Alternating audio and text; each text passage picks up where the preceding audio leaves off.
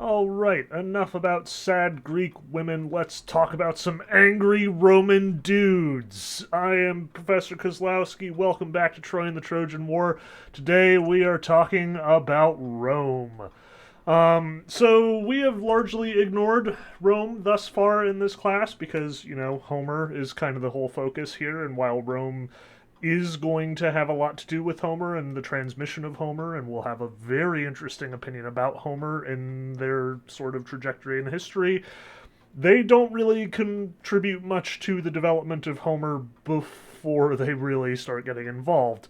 So it is obviously really important to sort of get an idea of what Homer is doing in his own time, what Homer is, like doing for the culture of Greece generally, and then how the classical Greeks especially sort of run away with him. But since Rome is going to take over the world in like 20 minutes, we should probably get a sense of who the Romans are, what their deal is, and how exactly Homer factors into their identity as well. Because, as you probably read in our little chapter on Roman history in the Cambridge Companion to Homer, it's a surprisingly big deal. Now, I should emphasize Rome has not been like non existent during most of our discussions in this class. You'll notice from this very handy comparative timeline that at roughly the same time as the Greek city states are emerging, we're also getting some Roman action. You'll recall that we discussed, and I'll show you the map in a little bit, some time ago, like we talked about how the Greeks in fact migrated over to Italy and to Sicily. At roughly the same time, there were people in fact living in Italy and Sicily, kind of doing their own thing. So it's clear that, the Greeks and the Romans have been kind of coexisting, bumping into each other from time to time, but not having a whole lot to do with each other. Mostly because the Romans have been keeping to themselves. So while the Greeks might go visit from time to time, the Romans don't have a huge trade investment in the Mediterranean. They haven't started their grand, conquering spree. It is considerably later than Homer writes the Iliad that we actually get Rome the city in the first place, much less the Republic and the sort of, military prowess that we typically associate Rome with. But it should be noted that they are doing their own thing. Even as recent as the classical period in Greece, all of those famous playwrights and famous orators and philosophers and stuff, Rome is also doing their thing, setting up their republic. Over here we have the Greek Golden Age, and you can notice that it's not 200 years after that that Rome actually conquers Greece. So the Romans are doing their thing. They are engaged in their own military pursuits, engaged in their own sort of empire building, and we will talk about that today. So the first thing we have to sort of set in stone is that we're backing up again. We have to sort of appreciate the whole Roman picture here, and to do that we have to back up in time, back to our archaic period, back to Homer's time itself. But the first thing we need to talk about as far as getting Rome straight is that Rome is a lot. There's a lot of things that happen under the supposed name of the Roman Empire. And we need to emphasize that even the name Roman Empire is actually kind of limiting.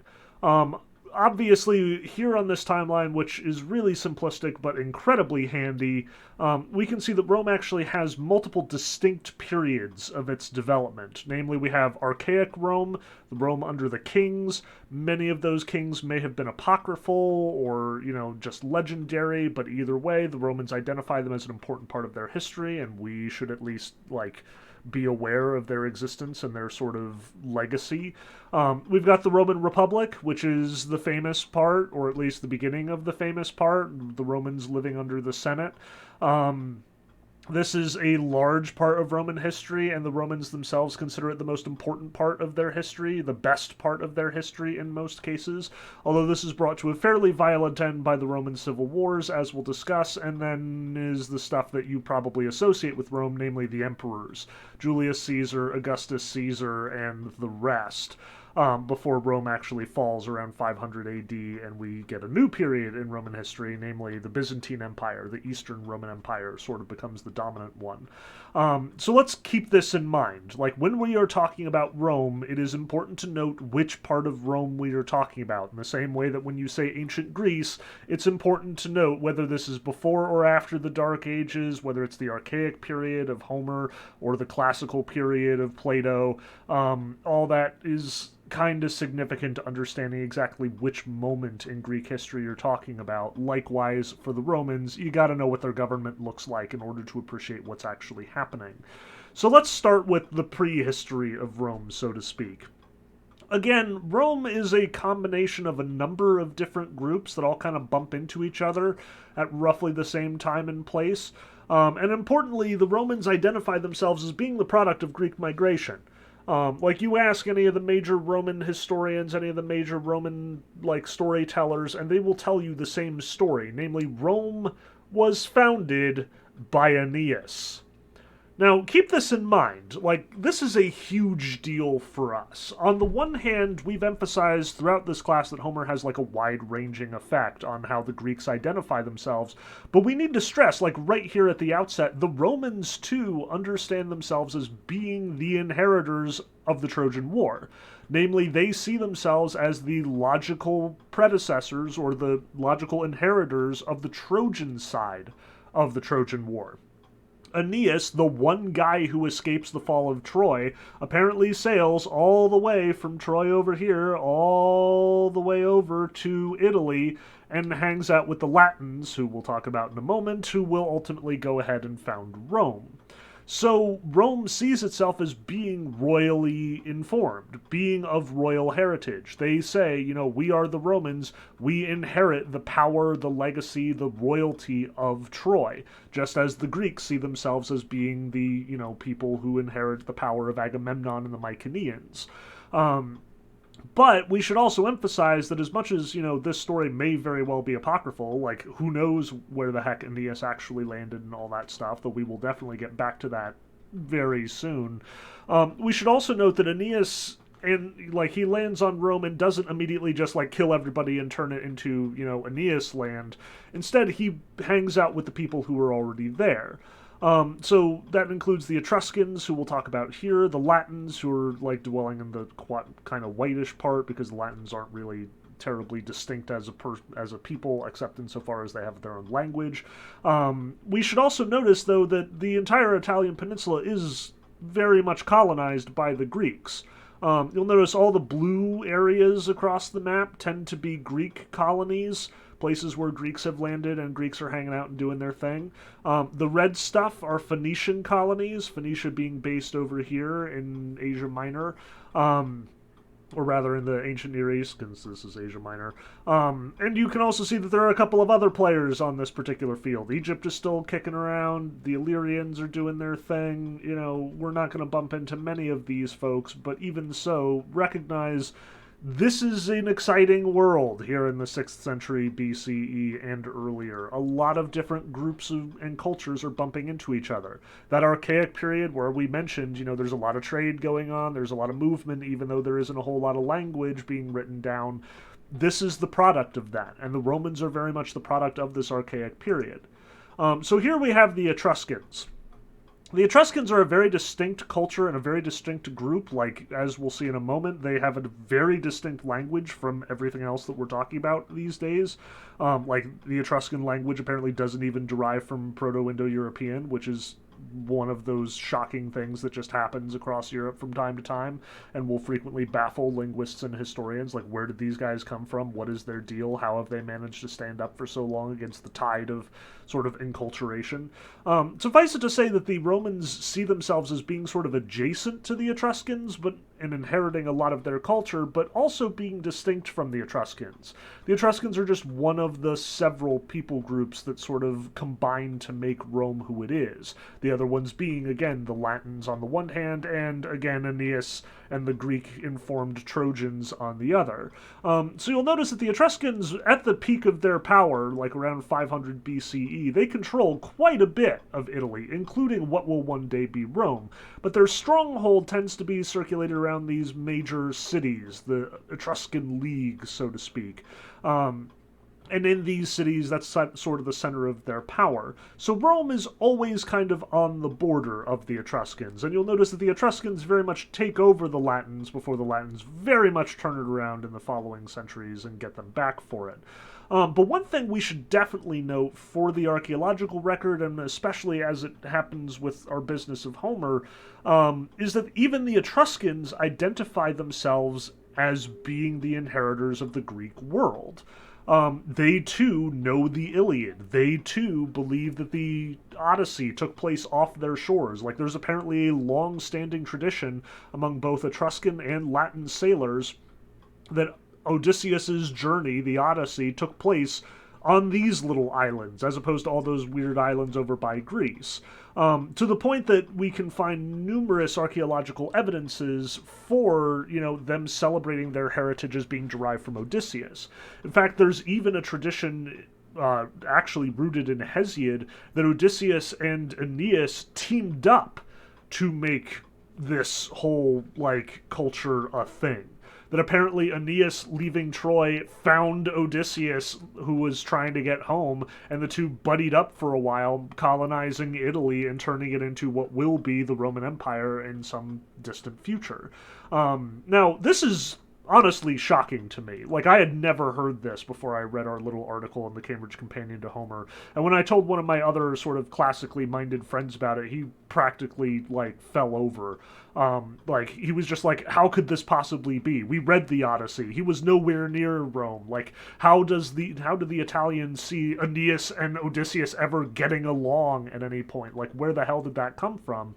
And again, the answer seems to be partially Hesiod, but also partially just, who cares? The Etruscans, the Italians, they seem to have their own cultural identity, which is certainly related and dependent on the Greeks, probably from the migrations that have come in, may very well be independent of the Greeks, may be involved with, trading routes or whatever. But at any rate, surprise, one of those major archaeological discussions that we had earlier, one of those major finds that we were talking about, that had very clear connections to Homer and the Iliad especially, was actually found here on this little island on the Bay of Naples. And if you're sitting there thinking, which possible archaeological discovery was it, or more likely, I don't remember any of the archaeological discoveries, you showed me so many pots that day, it was the really cool one. It was the Cup of Nestor. The Cup of Nestor, the oldest real clear evidence that, there's an archaeological tradition clearly working on the back of Homer or something from the Homeric tradition, was found in Naples, or rather just outside of Naples. It's very clear that the Romans identify themselves with the Greeks and with the Iliad and the Odyssey so strongly that it's their sort of, culture that embraces this Greek pottery and this Greek story.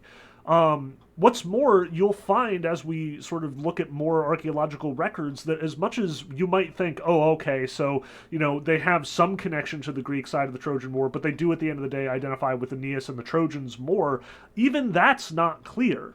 As we'll talk about. The Romans, the Etruscans, the Latins, they all seem to have a connection to these stories that far outweighs any clear-cut explanation here. They just see themselves as heroic the same way that the Greeks saw themselves as heroic. They see themselves as following the line of Achilles the same way that the Greeks do, even though there isn't necessarily a connection there.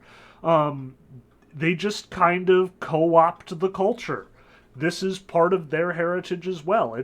Again, hundreds of years are going by in this ancient world, in this archaic period.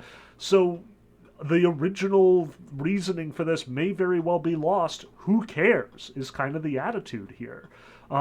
They tell these stories. They can identify with these stories. You want to know why? Well, shut up. It's our heritage too. So with that in mind, let's talk about the actual situation of Rome as Rome is starting to really be a thing. This is a really cool map. I love it to death. I found it on Wikipedia. So again, I'm not digging too terribly deeply for my materials here, but why fix what ain't broke? Like, Wikipedia has some really awesome stuff. This is a linguistic map of Rome and its environs right at the beginning of the Roman conquests and expansions. And the key to note here, because I have in fact cut off the key for clarity reasons, the key to understanding what's going on here is that each of these sorts of colors represent a different group of languages. Up here, marked 13, these are the Etruscans. And the Etruscans speak a very distinct language from the rest of the Latinate world at this point in time. Etruscan has no connection to Proto-Indo-European. Presumably their heritage is distinct from that of Proto-European. But at the same time, they're clearly inheriting a lot of those Trojan stories and Greek myths, because at this point, those are the currency of culture at this point in time. But all of these other places in the green, these are various like Latin 8 languages to be considered distinct from the blue areas, which are distinctly Latin. The point that I'm trying to make here is that Rome is a product of a lot of cultures, a lot of traditions, a lot of languages, a lot of different groups of people, all bumping into each other, and Rome is very much picking and choosing the best stuff to make up their sort of national identity. They will absolutely expand and take over the Etruscans and consider the Etruscans a part of Roman heritage. They will consider the Latins a part of Roman heritage. They will consider the sort of other Latinate nations a part of Roman heritage. And you better believe they're going to talk about how awesome it is that they're the inheritors of Troy and the Trojan War at the drop of a hat. So the Romans are a very kind of melting pot in their own way. Like America, it is very much the product of a lot of different cultures, a lot of different identities, all sort of bumping into each other, bleeding together, and the stories that they choose to tell are the ones that put them in the most flattering light, unsurprisingly. But let's move forward out of the archaeological records so much and into the Rome that history actually tells us quite a bit about. Let's talk about the Roman Republic. Now, again, the key sort of characteristic of the Roman Republic is the Senate, and this is not an actual picture of the Senate or an archaeological reproduction. I'm going to be using a lot of contemporary or modern sources on this one just because they do a pretty good job of describing the, battles and scenes and important stuff about the Roman Empire, because, fun fact, the Renaissance is obsessed with Rome, and that obsession is not going to go away in the future. So this is an artist's sort of imagined version of the Roman Senate, namely Cesare Maccari, or Macchiari, in 1888 paints this particular fresco.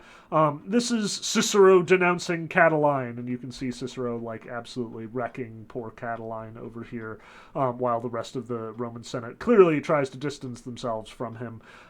This is roughly what you would imagine the Senate to look like. This is roughly what we think the Senate probably did look like. The Roman Senate has been depicted in any number of movies, paintings, so on and so forth. I didn't really feel it necessary to find specifically an archaeological representation that doesn't actually do much to tell us about what's going on there. The key to the Roman Senate is that it is a representative government.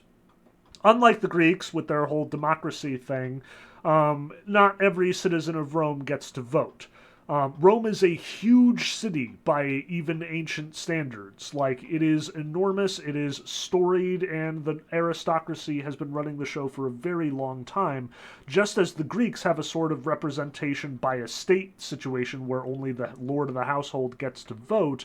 The Romans have something similar, where various representatives of various families will stand in for an entire district of Rome, or as the city and its empire expands, the various provinces that Rome has under its control. So basically, the heavy hitters of various families, and the heavy-hitting families especially, will be the ones to ultimately decide what happens in the Roman Senate. All these dudes will get together, and they will in fact pass their laws and make their decisions according to votes, much like the Greek system, but much more selective than the Greek system. So it is, in fact, preserved quite a bit from all that demagoguery problems that we saw in the past, because it is only nobles allowed in the Roman Senate. And, fun fact, in case you're curious, like, if you start talking about the American system of government and, what were the founders thinking when they were in fact putting together the Constitution, you better believe that they were basing their government much more on the Roman system than they were on the Greeks. democracy was kind of secondary to the founding fathers. The republic government was much more important because they wanted to avoid tyrants. Read any of their correspondence and you will see them being absolutely paranoid about tyrants, as well as like accusing each other of being tyrants, like, you know, Thomas Jefferson and George Washington exchanging letters that are like, no, you're a tyrant, no, you're a tyrant, no, you're opening the door for it's this whole thing. Suffice it to say, the Roman Senate is the cornerstone of Roman identity and the cornerstone of Roman government. And like I said, it is primarily run by aristocrats, rich folks, important families that have been in Rome for many, many generations, or at least claim to have been in Rome for many, many generations. And one of the things that all these aristocrats have in common is that they love their Homer. This is the Francois tomb at Volci. And this fresco is a reproduction from Khan Academy, and as much as it is pretty rough here, it is also pretty dang obvious what is being depicted. If you can't see it, that's fine. It is kind of not obvious for, you know, our standards. I couldn't figure it out at first glance. This is Achilles! He is sacrificing his Roman or Trojan prisoners for Patroclus, who is depicted here as a spirit, like, watching over his shoulder and being apparently very happy at the fact that Achilles is killing all these young boys for him. I don't know. Neither do you, I suspect. At any rate, this is a pretty decent indication of what's going on in the Roman consciousness. Lots of Roman rich dudes were being buried in tombs like this one with wall-to-wall frescoes depicting Homeric scenes, as well as scenes of Etruscan history, as well as scenes of Latin history, as well as other sort of distinctly Roman mythological scenes. Like, it's clear that the Iliad and the Odyssey were part of the makeup of the Roman identity in this sense. The whole Roman mythological tradition embodied the Iliad and the Odyssey, as well as many other traditions too. But notice too that the Romans are identifying themselves with Achilles here. They wouldn't be painting pictures of Achilles killing Trojans if that wasn't to them something good. So again, it is very noteworthy here that the Romans very much identify themselves with the Greek side of this war at this period in history, even more than they do with the Trojan side. Likewise, at the tomb of Orcus, the Tumba della Orca, we have some really fragmentary pictures here, but many scholars have declared and sort of argued that this is in fact a depiction of Odysseus meeting with all those dead spirits in the Odyssey chapter 11, I believe. There is definitely a panel that shows the spirit of Agamemnon, Ajax, and Achilles all hanging around, which again is directly from not just the tradition surrounding Odysseus, but the Odyssey of Homer itself. This depiction, I believe, is more to do with Hades and Persephone depicted here, but it is messy, and again, I don't presume to know exactly what the deal is. My understanding is the scholars are still debating what exactly the Tomb of Orcus depicts.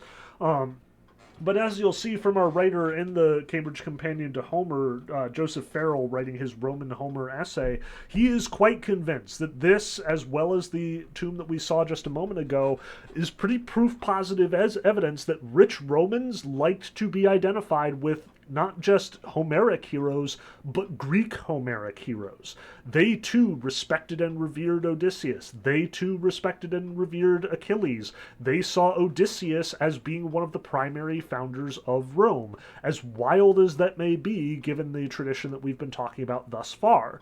Clearly, Homer has been adopted and co-opted by the Romans, by the Roman elite especially, and by sort of Roman culture generally. So if you were a rich Roman dude talking in the Senate and trying to get your will done, chances are you're using Homeric language, identifying with Homeric heroes, and basing your decisions off of a Homeric system of values. In short, the Romans are Homer fans too. The Romans and their empire is very much shaped by the Iliad and the Odyssey, just as the Greek culture was, as we talked about last week. Now, with that in mind, we got to hit a couple of the high points of the Republic era of Roman rule in order to get to all the really big, exciting stuff that's going to happen to Homer under the Roman watch. And you really can't talk about the Roman Republic without talking about the Second Punic War. I'm not going to get like into huge detail. I know some historians just love taking apart the Second Punic War. It is one of the coolest parts of Roman history, and also really well documented thanks to Livy, who we'll talk about in a moment. But one of the absolutely most awesome things about the Second Punic War is that Rome is up against an enemy that is very much their equal. This is the age of Roman expansion. They are no longer sitting quietly and letting things happen to them. They have very much taken over practically the entire peninsula of Italy. They've absorbed the Etruscans when the Etruscans tried to take them over. They've absorbed all those Latinate states that we've talked about. So by the fourth century or so, they are becoming a real power and a real threat in the Mediterranean, which makes the Phoenician colony, and by that, at this point, they're completely their own empire. The Phoenicians, as you'll remember, took over just a bit of the North African peninsula around Tunisia, and they founded a city there called Carthage, which became very much its own thing and became very powerful in its own right. And this became the primary rival of Roman development as they tried to expand across the Mediterranean. So in the Second Punic War, the Romans and the Carthaginians go to blows against one another, and the Carthaginian leader, Hannibal, takes his war elephants, sails them across the Mediterranean into, like, France and Germany, and then marches his elephants across the Alps to get to Italy and to march into Rome.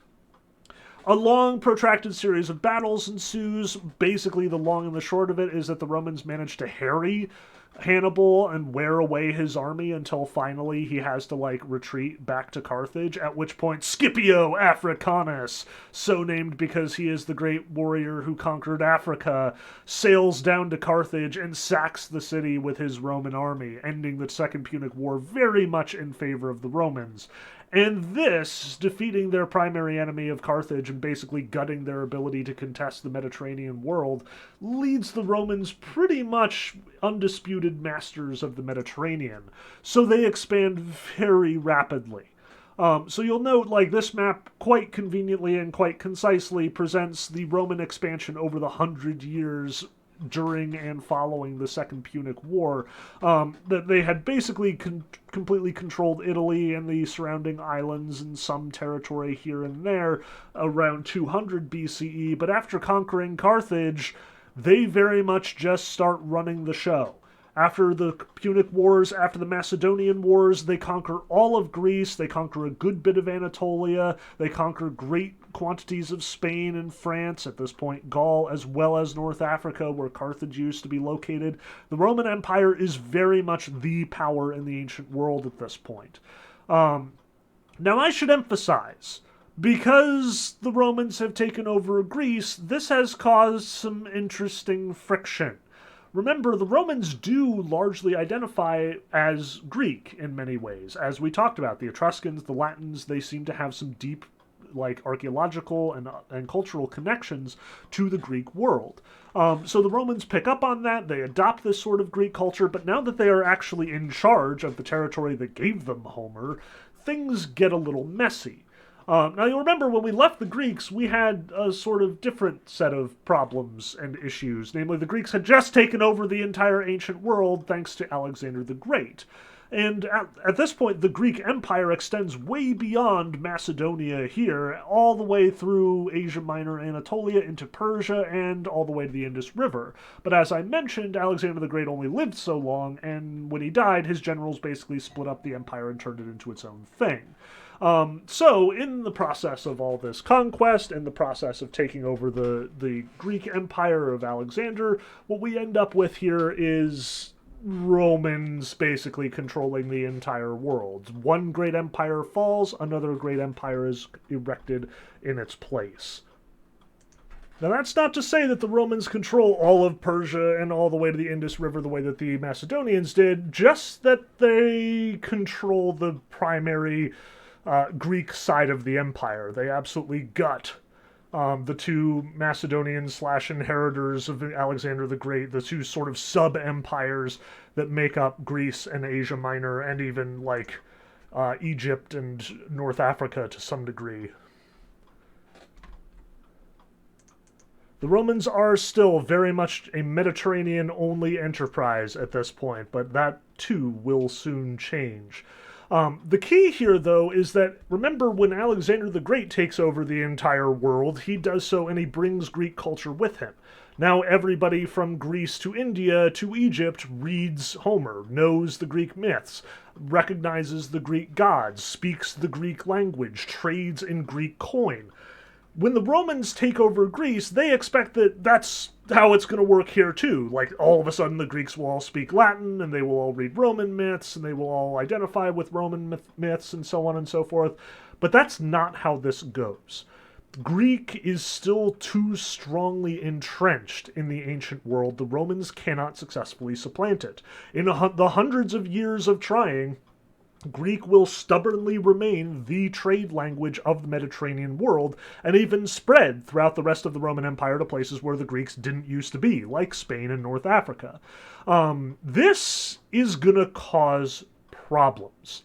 On the one hand, for us, this means that Homer and Homer's legacy in Greece, if anything, just grows as a consequence of the Roman Empire. Where you would think that this national poem, this epic that is specifically and distinctly Greek, would get very much snuffed out by Roman conquest, the opposite, in fact, happens. Because remember, the Romans are primed for this. The Romans, too, see the Homeric epics, the Iliad and the Odyssey, as being foundational to who they are.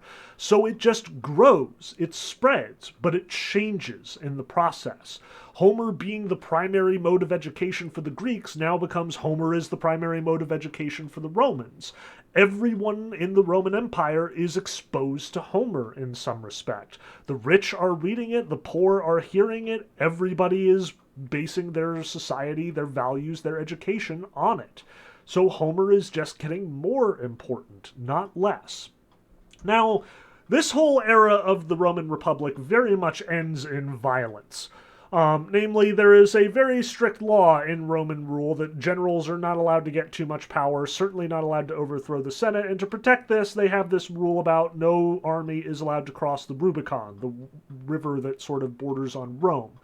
Well, Julius Caesar is this very enterprising, very ambitious general who has been given a great deal of power by Roman authorities because he seems to be very successful at taking over all kinds of stuff. But Julius Caesar is getting a little big for his britches, disobeys the Roman Senate a few too many times, and the senators respond by commanding him to come back to Rome. This is almost certainly an indication that they are going to try him, probably court-martial him, possibly exile or execute him. So rather than just hang his head and quietly and humbly accept whatever punishment Rome is going to, heap on his shoulders, Caesar crosses the Rubicon with his army, effectively holding the Senate hostage until they declare him dictator, i.e. temporary and emergency ruler of Rome, which very quickly starts to look permanent. The senators freak out about this, realize that this is a horrible situation, that the entire fate of Rome may very well be at stake, and that Caesar may very well be a power-hungry tyrant trying to upend the entire Roman institution, so they murder the shit out of him. It is said that on the Ides of March, Caesar was murdered by something like 13 senators, stabbing him dozens of times on the actual steps of the Senate itself. One of the most horrific acts in the history of the Roman Empire and the history of the ancient world in general. And this whole situation plunges the entire empire into a civil war. On the one hand, the senators are convinced that they are the rightful rulers of Rome. On the other hand, Caesar's family, including the army at this point, which is still loyal to Caesar and his family, sort of fight back against them. And ultimately, Caesar's family wins in the persons of Mark Antony and Octavian, who will become Caesar Augustus. Once the dust settles, all the senators who were responsible for the murder of Caesar have been themselves killed, either by enemies or at their own hand, and now it falls to Mark Antony and Octavian to fight it out and figure out which one of them is in fact going to run the empire. Spoiler, it's Augustus. Augustus Caesar turns out to be the first Caesar to really wield the power of an emperor in the Roman Empire. Much as Julius Caesar claims the imperial sort of lordship for himself with his bid to become kind of perpetual dictator, Augustus is the one who entrenches this, puts it into law, puts it into practice, and lives as emperor until his death, at which point he is succeeded by his family, who then begin a line of emperors that will extend throughout the Roman history to ahead of us. So Augustus is kind of a huge deal, and it is Augustus's rule that really changes Roman culture as well as Roman government. See, Augustus's power, he knows, is a bit fragile. He recognizes the fact that Julius Caesar had effectively seized power through this sort of illegal rebellion, a civil war. And there have been people who have tried to do this in the past, like Coriolanus, or for that matter, Catiline, who we saw Cicero berating in the Senate not several paintings ago. So Augustus knows that his power is not terribly stable, and he solves this by appealing, as Julius Caesar did, to the people. He institutes a series of cultural reforms that sort of elevate the presence and power of Rome in the popular consciousness and the popular culture, emphasizing myths that glorify Rome over other powers like Greece and Carthage and so on and so forth, as well as instituting a pretty draconian policy of moral policing. Remember that Octavian has to also not just seize power from the Senate, but also from Mark Antony. So when one of Augustus's main strategies in discrediting Mark Antony is accusing Mark Antony of sleeping with the horrible sleep witch, Cleopatra of Egypt, who is messing with his mind and actually has designs on the empire herself. Now, this is totally true. Cleopatra is trying to get as much power as she possibly can, but it doesn't change the fact that Augustus turns what is effectively a power play, a political move, into a sex thing. And now sleeping with random women is very much on the out in the empire, further exacerbated by the fact that Augustus's own children are engaged in some fairly illicit relations as well, and the whole thing turns into a giant mess. So in this moment in the Roman history, in the 1st century BC into the 1st century AD, we'll talk about that in a moment, Augustus Caesar is doing a lot of changes and emphasizing a lot of characteristics that are going to become normal in Rome to come. Namely, emphasizing Roman superiority over all other cultures and identities, including and especially the Greeks, as well as instituting a policy of what the Greeks have been calling Stoicism, i.e. self-restraint, discipline. There have been a lot of Stoics in Roman government for a long time at this point. Even Cicero is kind of identified with Stoicism, though he refuses to sort of clearly state that he identifies with it. Augustus makes Stoicism basically de rigueur of Roman politics. If you want to stay in good graces, you will practice Stoicism.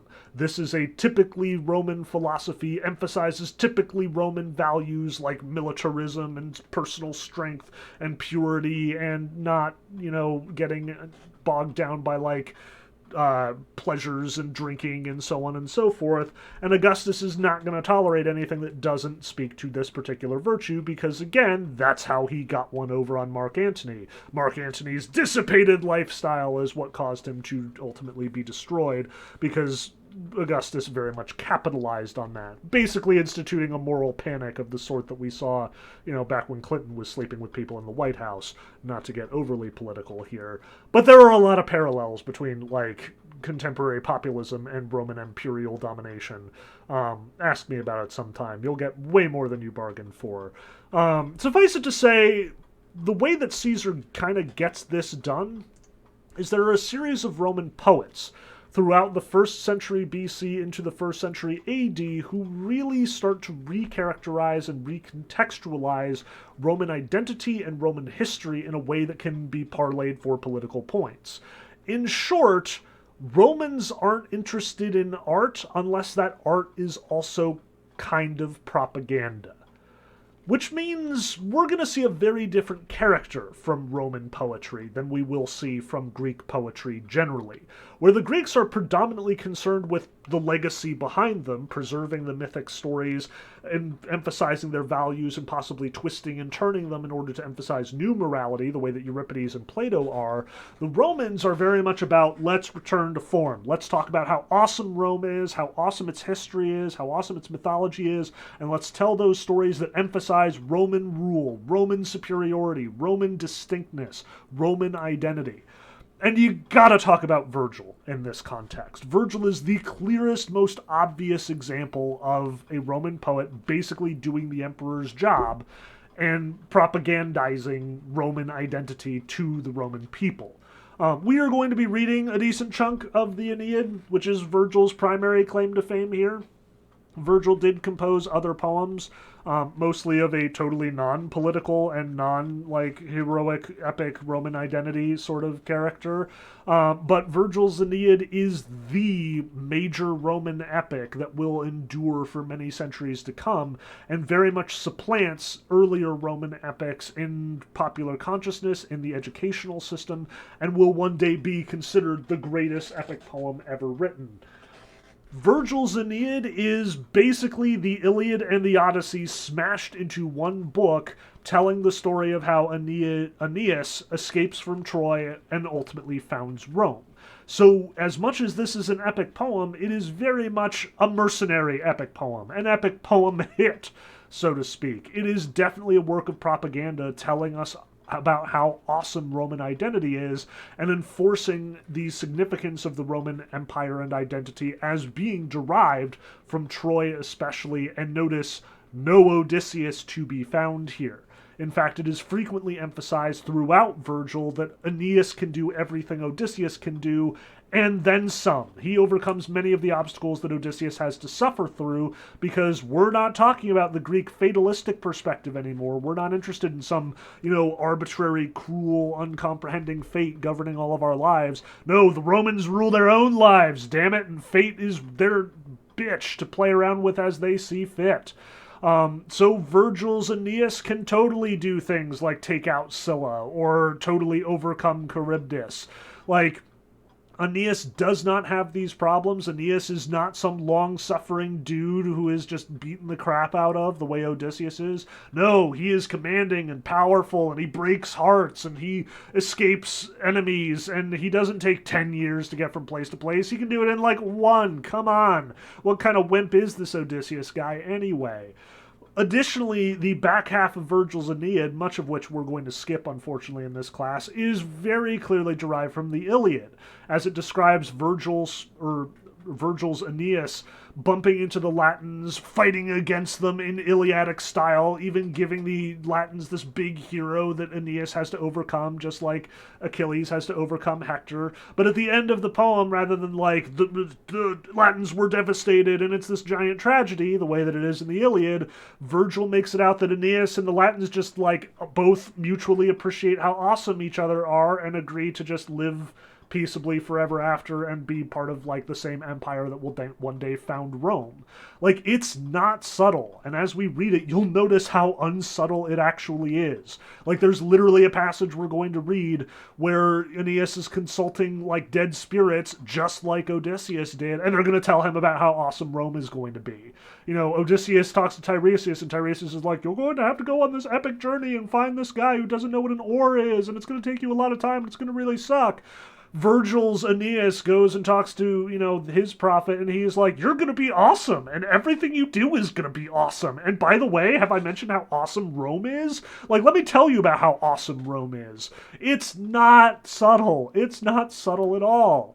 And you very much get the idea throughout reading the Aeneid that this is very much oh, that old Homer guy? You still read Homer? Homer's boring and stupid. Look at how awesome the Aeneid is.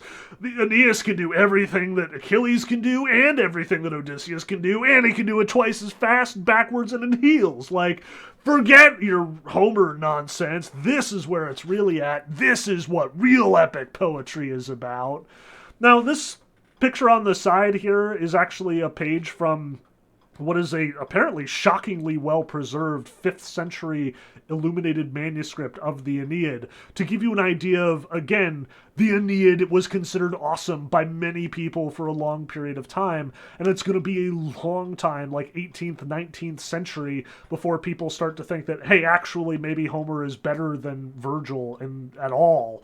Like, this is, in fact, a document preserved and digitized by the Digital Vatican Library, which, God bless them, like, keeping this stuff going. But yeah, like, Virgil has been around for a long time, and as you'll see in Dante, he is considered the greatest epic poet who ever lived for the better part of 1500 years and change.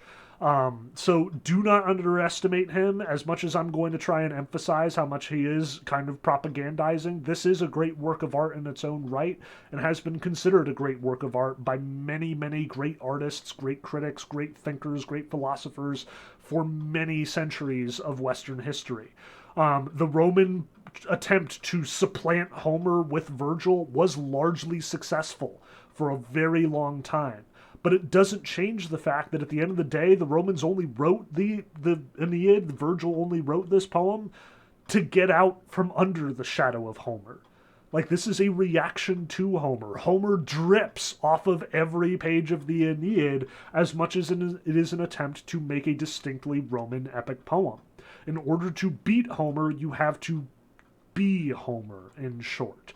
So you don't get that far away, in all honesty. But Virgil's not the only player or poet and thinker who is kind of engaged in this propagandizing business. This is Ovid. And Ovid is honestly more fun to talk about than Virgil, because while Virgil is doing his one thing and he does it really well and he like turns, the culture upside down in doing so, Ovid's just out to have fun. Ovid also lived in the latter half of the 1st century BC into the early parts of the 1st century AD.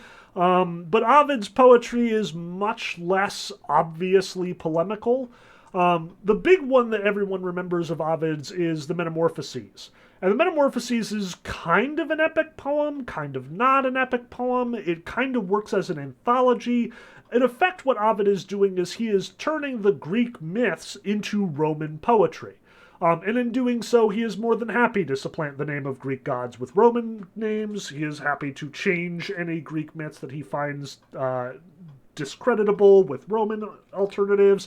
He is more than happy to focus on specifically Roman myths, like, again, that of Aeneas coming to Rome in the first place, as well as numerous early Roman leaders. And Ovid is turning all of these Greek myths into a much more artistically composed library than Apollodorus ever did. Like, reading Apollodorus, you know that you are reading a library, a collection. He reminds you frequently that he's just archiving this stuff. Ovid turns Greek myth into art. He's kind of wonderful that way. And Ovid's Metamorphoses are, in many cases, the, decided form of the Greek myths as we understand them today. Like, Phaeton is totally an Ovid thing at this point. Atalanta is almost exclusively told by Ovid's form. Even the really famous story of Orpheus going into the underworld to save Eurydice is told by Ovid and is probably most characteristically told by Ovid. So in some ways, he very successfully co-opts Greek mythology and turns it into Roman mythology. But that's not Ovid's only claim to fame. Ovid also publishes a book called The Art of Love, where he kind of satirically and ironically talks about how much fun it is to sleep with other men's wives at exactly the time that Augustus is dealing with his own sort of problems in his family with his children getting involved in fraternizing with people they're not supposed to fraternize with. So Ovid gets very banished. And Ovid is very much kicked out of the Roman Empire to Tomis, this little backwater province where he will live out the rest of his days until he dies, exiled and very much humiliated and disgraced. Ovid is interesting as a consequence. He is a typically Greek-ish poet insofar as he just does what he wants and he writes about what he wants to write about. But this is not a time for typically Greek poetry, and Augustus isn't going to put up with this crap. On the one hand, we should note, Ovid is a distinctly Roman poet. He is taking Greek myth and turning it into Roman myth. He is definitely propagandizing and polemicizing a lot of the myths that have come before, and in the process making something of great and serious artistic value. Like, I would honestly say I prefer the Metamorphoses over the Aeneid, given my druthers, just because, again, I cannot get over the fact of how much the Aeneid is just ripping off Homer, where that's not the case in Ovid. He is doing something really cool and original. But on the other hand, it is Romanizing Greek myths. It is turning Greek culture into Roman culture. It is another attempt to sort of co-opt this dominant force in the Mediterranean world and turn it into something that can serve the Roman identity, serve the Roman political agenda. But I also kind of love Ovid because he screwed up so badly. Like, I've read parts of The Art of Love, at least in translation. I can't read Latin. And it's hilarious. It's wonderful. It's delightful. I teach part of it in my Philosophy of Love and Friendship class over at Ramapo, and it's just a joy. But it's also just silly and frivolous in a time where Romans cannot afford to be silly and frivolous. One of the great damages of the new imperial line of ruling in Rome is that we cannot afford just being fun anymore. The Romans used to have a really good sense of fun. It is kind of gone now because it is all about conquest and it is all about taking shit over and it is all about being the biggest, baddest guy in the Mediterranean swimming pool. So much for Ovid.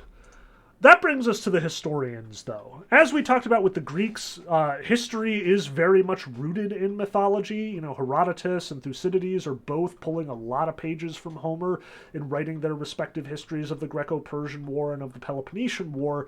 The Romans, though, because their cultural identity is so strong at this particular moment, gives rise to a bunch of hardcore historians. The first one that I want to emphasize is this guy, Titus Livius. He was a Roman historian, again, BC into AD, through that key century when Augustus is ruling and very much sort of on top of the situation. He wrote this huge work called Ab Urbe Condita, from the founding of the city, which is usually translated as the history of Rome, because that's what it is. It's literally like a huge, wide-ranging history of Rome, all the way back to its mythological origins in Aeneas and Romulus and Remus and the other famous founders, all the way to the present, i.e. under Emperor Augustus. And this huge undertaking takes literally 142 volumes to successfully write. Like, this is a massive, massive undertaking. Possibly the most compendious history ever undertaken at this point in history. However, most of them are gone. We've lost most of them. This is a huge, like, clearly important work of literature. The Romans loved this stuff, especially because it was, again, very distinctly Roman, very distinctly celebrating Roman ideals. But to this day, only the coolest parts tend to survive, which it's cool that it's the coolest parts. Like, Livy's whole history of the Second Punic War survives. His story of the Third Macedonian War, when, like, Rome conquers Greece, effectively survives, as well as all of his discussion of the mythic origins of Rome, Aeneas and Romulus and Remus, and some of, like, the early lawgivers like Numa Pompilius. All of those have managed to make it to the modern day. And it is worth a read. Like, I teach some of it in my mythology class. It's honestly kind of fun to go through if you can handle all of these names and characters who, you know, lived thousands of years ago. Now, importantly, again, like, there are a lot of things that do survive. Aeneas's landing in Italy is characterized by Titus Livius. The founding of Rome by Romulus and Remus is very much there, but Livy frequently emphasizes throughout his telling of the mythological elements that they are mythological. Like, he wrinkles his nose when it's said that Romulus and Remus were raised by she-wolves, or that they were sired by Ares. Like, Livy's just like, that sounds like mythological nonsense to me, and we don't need any of that here. We're trying to do real history, not, like, mythology. So by now, it's very clear that there is a clear distinction between the two disciplines. that the Romans, like the Greeks, have recognized that there should be a category of history that separates all the supernatural events from the events that could have occurred naturally. Livy, too, is taking into consideration a great deal of witnesses and resources and scholarship, much as Thucydides did in his own time. But the other thing that I should definitely emphasize about Livy is that he has a very moral agenda throughout his text as well. When he opens Aberbe Condita, he emphasizes the reason why he's setting pen to paper, the reason why he is stressing all of this history and, writing 142 volumes is because he wants to show Romans what real Romans look like. Not these crappy, rich, coddled Romans of the 1st and 2nd century, mind. No. We're talking about, real Romans, manly Romans, Romans who kicked ass, Romans who fuck, in short. These Romans were, again, very much in line with Augustus's policy of Stoicism. These Romans resisted temptations, did not succumb to it. These Romans weren't effeminate or, sexual like the Greeks. No, they were tough and strong and militaristic, like the Spartans. If you're going to have to take a Greek exemplar, take the Spartans in most cases. And he emphasizes, especially in his discussion of the Second Punic War and the Third Macedonian War, the Roman character at that time. We could only have overcome these huge obstacles in our history because we had strong masculine men who were capable, men who deprived themselves of all these pleasures, men like, Scipio Africanus, the conqueror of Africa. Those guys were so awesome because they didn't take crap and they didn't get coddled and they didn't get soft.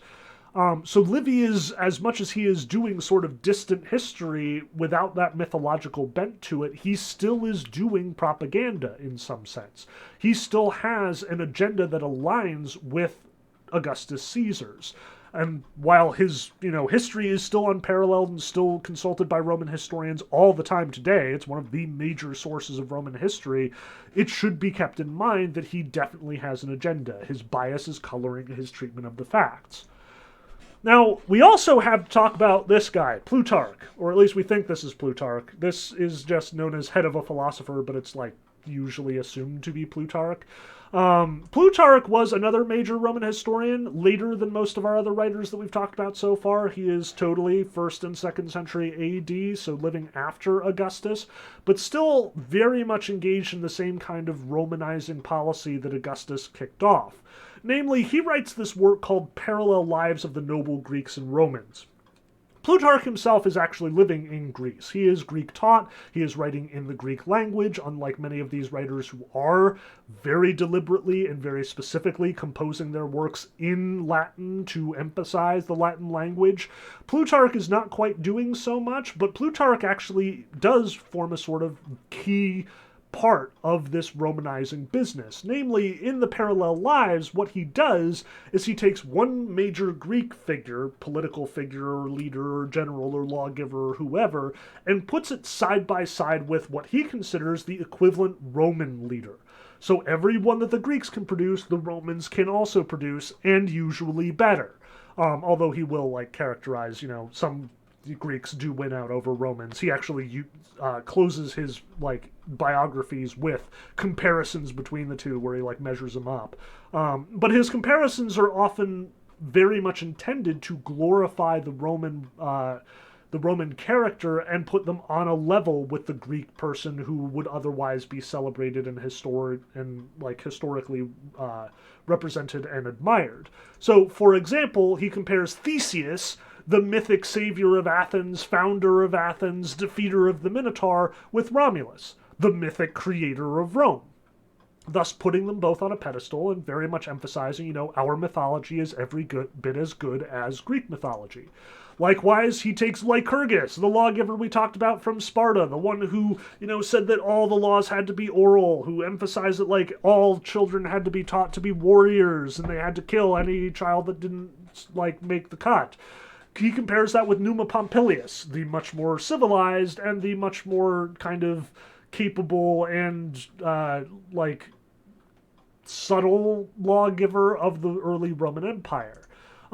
He compares Pericles, the great creator of public works and the sort of mastermind behind the Acropolis, with Fabius, another great sort of Roman philanthropist who also spent a lot of time sort of financing and supporting Roman public works and projects as well. He compares even the bad Greeks and the bad Romans. Alcibiades, that jerk who totally screwed over the Greek fleet and then immediately defected to Sparta, just thus ruining Athens entirely. He compares with Coriolanus, the famous Roman leader who tried to overthrow Rome and become a dictator, back when that was a bad thing instead of a good thing to do. Looking at you, Julius Caesar. Because naturally, when you do get to Julius Caesar, and you've got to talk about Julius Caesar, you're going to compare him to the friggin' Alexander the Great. Because Alexander the Great, conqueror of the world, is definitely comparable to Julius Caesar, who, conquered a lot of stuff and then overthrew his own government. Plutarch is, again, sort of elevating a lot of these Roman characters and sort of emphasizing their historical relevance and importance when compared to the already very well-established Greek figures who did very similar and very important things in their own right. So as is the case with the Roman poets either borrowing or stealing directly from Homer in an attempt to supplant Homer and become better than Homer, in an attempt to sort of take Roman history and make it superior to Greek history, to make the Roman culture much more important than the Greek culture that has survived so far, the Romans rewrite their history to match, and will sometimes rewrite Greek history to match their vision of it as well. Now, all of this is kind of happening at the same time as another really important historical event that nobody's realized is a really important historical event yet, namely Christianity. We keep talking about that whole BC AD divide. I keep stressing, this poet and that poet, they all lived from this period BC to this period AD. Any historian worth their salt will note that, and honestly, any of you will probably note as well, that it is really weird that we date our years to this supposed but apparently non-existent 0 AD/BC, and that everything before that is before Christ, and everything after that is Anno Domini, the year of our Lord.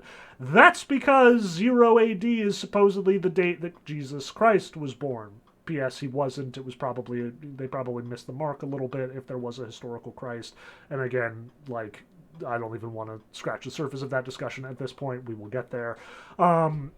The whole business of Christianity is currently sort of bubbling under the surface of Roman politics at this point. Livy will in fact drop a very short reference, and a couple of other Roman historians will note that there's been some unrest in Palestine lately due to this new sect of Jews apparently following around this guy who got crucified down there. But the Romans haven't figured out what the deal is with that just yet. Now, we're not going to talk a whole lot about Christianity in this lecture. We are, however, going to talk about it a lot in the coming history lecture after we cover Virgil.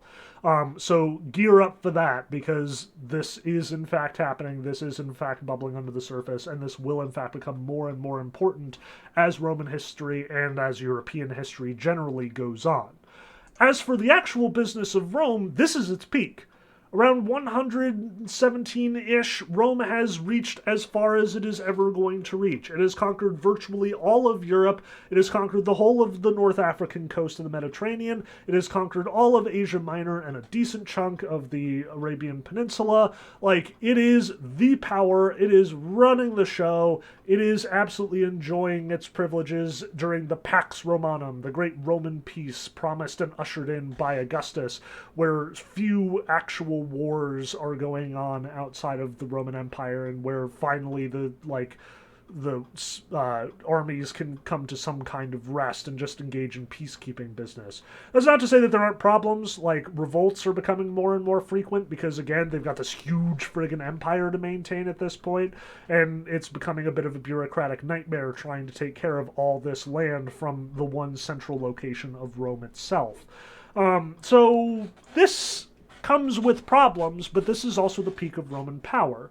Much as even Augustus was emphasizing, remember the Romans from before, remember the age of the Republic, make Rome great again, as much as that seems to be pointing to the Republic as the high point of the Roman Empire, really it's at this point that the Roman culture and the Roman political power is at its strongest during this early period of the emperors.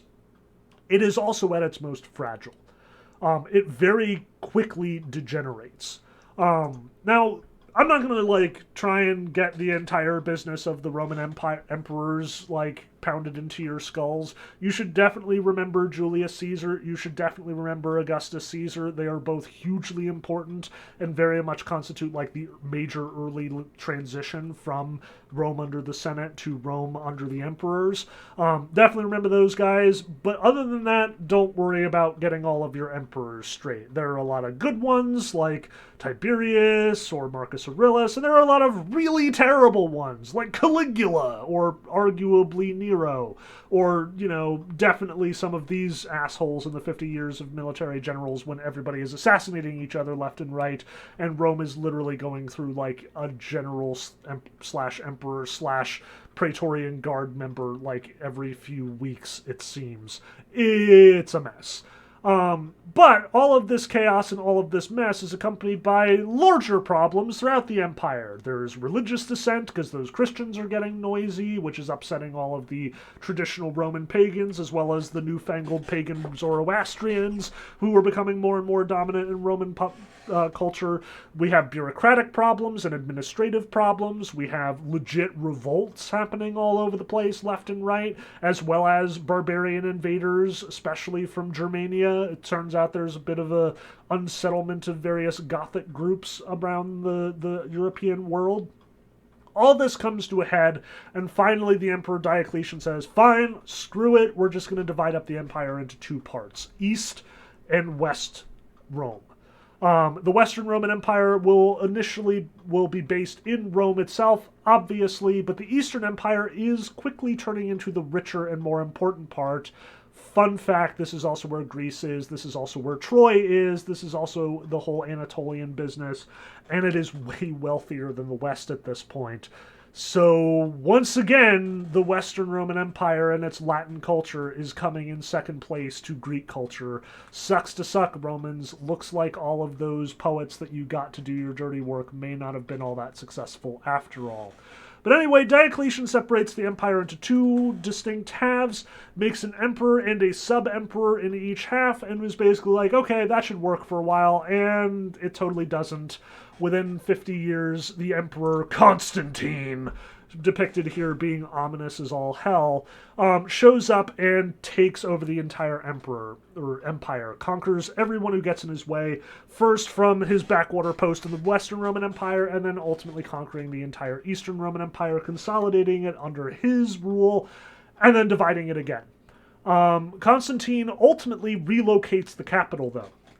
Rome will remain the capital of the Western Roman Empire, but Constantine founds a new city, names it after himself, Constantinople, and decides, okay, this is going to be the seat of the Eastern Roman Empire, this is going to be my administrative center, this is going to be the place where Rome is based from now on.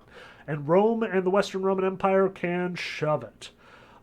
This gives rise to a pretty ugly situation for Rome, where the Western Roman Empire is the poorer, less well-organized, and weaker of the two halves of this particular empire.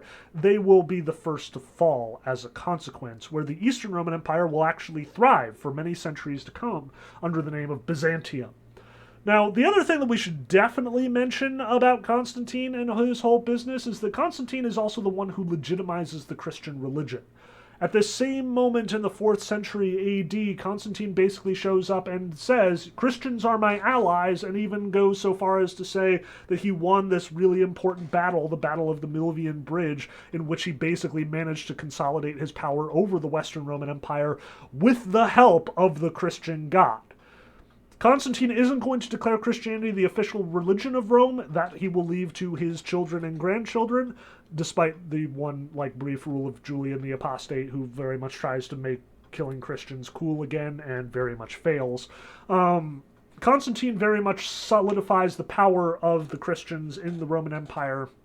And this actually becomes a hugely important historical decision, because when Rome, the principality, in fact falls, it is conquered by the Ostrogoths, who have been converted to Christianity by Arius, who, by the way, is a heretic. We'll talk about that later.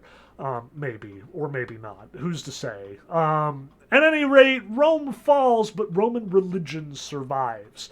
And while the Ostrogoth rule is going to be pretty temporary, and the emperor, or the self declared emperor of the Ostrogoths, is going to kind of fade away pretty quickly, the guy who's running the church in Rome, who is now calling himself the Pope, is going to be the biggest, most important player in the political world in Europe for many hundreds of years to come.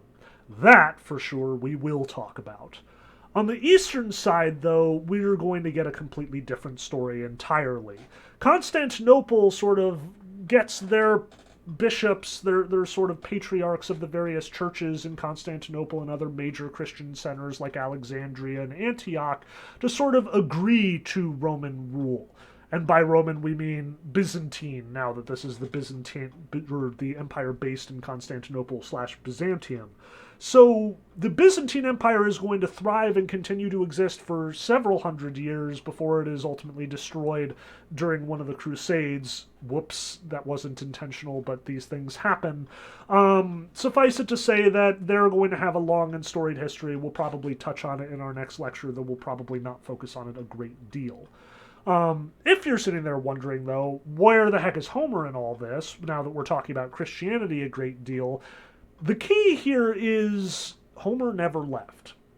As much as the Romans have kind of tried to displace Homer, and as much as they are to some degree successful in displacing Homer, the actual command of the Greek language will be lost in the Western Roman Empire for quite a while, replaced by Latin, and therefore the only access that the Western Roman Empire will have to Homer is in Latin translation and sort of descriptions and narratives and so on and so forth. It doesn't change the fact that it is still incredibly culturally relevant and valuable, as we will talk about. In the East, though, Greek has won. Like, they don't even bother to speak Latin in the supposed capital of the new Roman Empire. In Byzantium, the primary language is Greek. The Christians all speak Greek. The politicians all speak Greek. Greek won the day. And in fact, it is, weirdly enough, the Christians in Rome, the Pope and the monasteries and the other major religious figures who are going to be the ones keeping Latin alive many centuries after it should have very well faded into obscurity.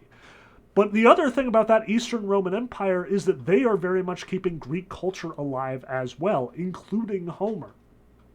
And that will become really interesting and important when, in fact, it bumps into all of the other people in the area, especially when Islam shows up and starts taking over large swaths of the Eastern Roman Empire, though that we're probably not going to be able to talk about because I don't know anything about it, and I think it would be really awesome to do a study on how does Homer affect the Islamic world, but that will, come another day. Suffice it to say, this is where I want to leave us as far as the discussion of the Roman Empire is concerned. I want us to recognize that Homer is here in the DNA of Rome from point A to point Z. It does not ever leave. And despite the sort of cordial antagonism that Rome has with the Greek culture very much embodied and sort of represented by Homer, we need to very clearly state that they never truly get that far away from him. He is still the sort of cornerstone of this entire Roman identity. And even those writers who do try to supplant Homer ultimately just make his importance all that much more significant. On the one hand, many historians and archaeologists have argued that the reason why Roman citizens were required to read Homer during their education was so they could properly understand Virgil, but as our writer in the Cambridge Companion emphasizes, the reverse is likely true. Virgil was secondary. Everybody already knew Homer. Everybody already read Homer. Homer was widely taught, widely translated, widely accessible. Everyone sort of traded Homeric references. Cicero quotes him all the time in his correspondence and letters. Homer was to the ancient Romans the way that Shakespeare was to English today. Their entire language is built on those references, those allusions. It is at the cornerstone of their culture. And as much as Christianity is going to be the dominant force in Europe for quite a while as a consequence of all these changes and moving and shaking and so on, we should very much emphasize that Christianity is also going to have to reckon with Homer at some point. And that reckoning we will talk about in significant detail because it is going to be the dominant way that the European world and the Western world generally will interact with Homer in the many years to come. But that's, again, for another day. We'll talk about the fallout of the fall of the Roman Empire. We'll talk about the legacy of Christianity, and we'll talk about Homer's rise and fall in medieval Europe next time. Again, after we talk about Virgil and the Aeneid. In both cases, I look forward to talking about them, meaning both Virgil's Aeneid and the history of medieval Europe. I look forward to talking about them with you soon.